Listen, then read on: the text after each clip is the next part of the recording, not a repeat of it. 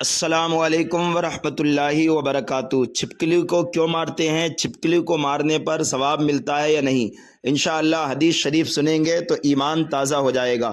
حدیث شریف حضرت صائبہ رضی اللہ تعالی عنہا سے روایت ہے کہ وہ ام المؤمنین حضرت عائشہ صدیقہ رضی اللہ تعالی عنہا کے گھر پر گئیں تو ان کے گھر پر دیکھا کہ نیزہ رکھا ہوا ہے۔ عرض کی، اے ام المؤمنین، آپ اس نیزے کے ساتھ کیا کیا کرتی ہیں؟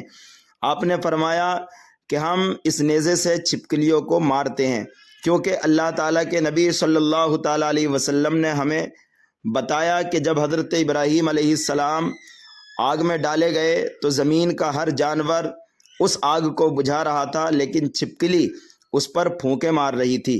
پھر رسول کریم صلی اللہ تعالیٰ علیہ وسلم نے اسے قتل کرنے کا حکم دیا۔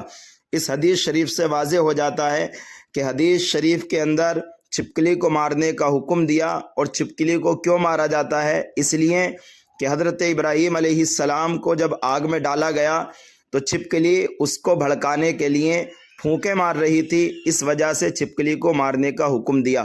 چھپکلی مارنے پر کتنا ثواب ہے؟ حضور اکرم صلی اللہ تعالیٰ علیہ وسلم نے فرمایا، جو پہلی ضرب میں یعنی ایک ہی مار میں چھپکلی کو مار دے اس کے لیے 100 نیکیاں ہیں، دوسری ضرب میں مارے تو پھر اس سے کم، پھر تیسری ضرب میں مارے تو اس سے کم۔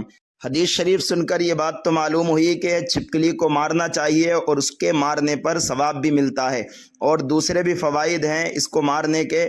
لیکن یہ بات بھی ہمیں معلوم ہو گئی کہ جو نبی کا دشمن ہوتا ہے اتنا بدترین ہوتا ہے کہ اس کی نسلوں کو بھی سزا ملا کرتی ہے، اس لیے کہ حضرت ابراہیم علیہ السلام کے زمانے کی چھپکلی نے آپ کی دشمنی میں جب پھونک ماری تو اسی کو مارنا چاہیے تھا، لیکن پتہ یہ چلا کہ آج بھی چھپکلی کو مارنے کا حکم ہے، اس کی نسلوں کو آج بھی جو ہے قتل کرنے کی سزا مل رہی ہے، بلکہ اس پر ثواب بھی مومنوں کو مل رہا ہے۔ اور دوسری بات یہ بھی معلوم ہوئی کہ نبیوں کی تعظیم جانور بھی کیا کرتے ہیں، لیکن وہ 2 ٹانگوں کے جانور کیسے ہیں جو نبی کی تعظیم سے منع کیا کرتے ہیں؟ لیکن ہمارے امام نے تو ہمیں سمجھا دیا، بتا دیا اور فرما دیا کہ مومن ہے جو ان کی عزت پہ مرے دل سے، تعظیم بھی کرتا ہے، نجدی تو مرے دل سے۔